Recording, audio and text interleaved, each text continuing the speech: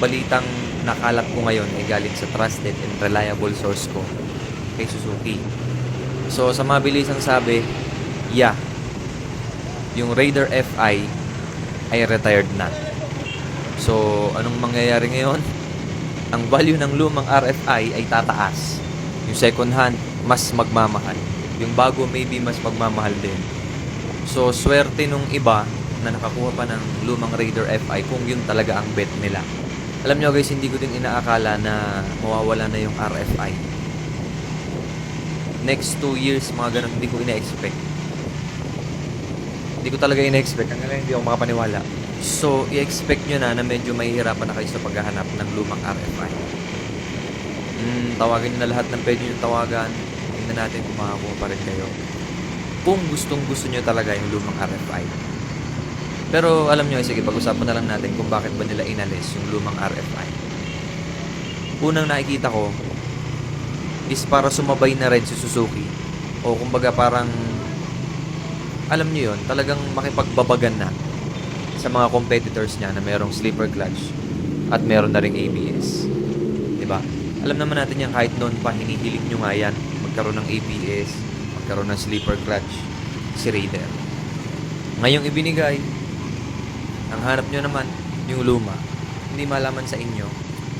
So, anong pwede natin gawin ngayon? Number 1, sa pilitang maghanap ng lumang RFI. Pangalawa, mahalin yung bago.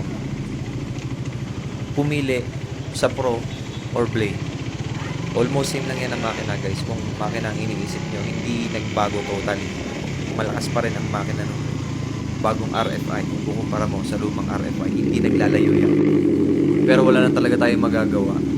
Ito guys, sa totoo lang, mas maporma naman talaga yung lumang RFI kumpara dun sa bagong RFI. Hindi natin maikakailayan. Kahit sino alam yan.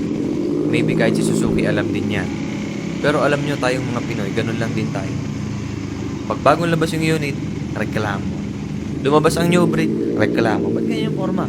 Lumabas ang RFI, reklamo. Ba't ganyan yung forma? Mas pogi pa yung reborn. Mas eventually, mas maporma na ang RFI.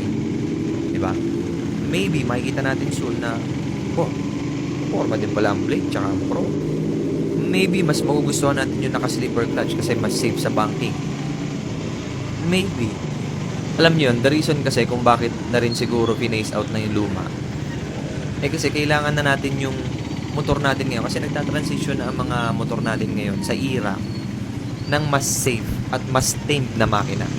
Tapos na yung era natin ng mga underbone noon na kahit small cc, lintik ang tuling. Talagang patulingan lahat ng mga manufacturers.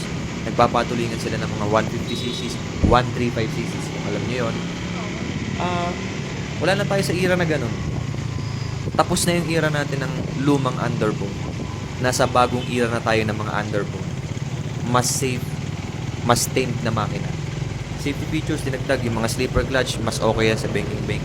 Dinagdagan din ng mga ABS and other technologies. Mas nag-upgrade na sa mabilisang sabi. So, anong gagawin natin as consumers? Siyempre, sasabay na lang tayo sa flow. Diba? And don't get me wrong, maganda pa rin ang RFI at kasing ganda rin siya ng first gen na Raider na luma, pero hanggang ngayon kahit itapat mo pa rin sa mga bago, masasabi mo pa rin na maganda. Yun naman yung point. Hindi pa rin mabubura ang pangalan ng lumang RFI. Raider pa rin yan. As well as yung bagong yan, Raider pa rin yan. So yun, wala na tayong ibang magagawa kundi mag-move on na kasi RFI is phased out na talaga.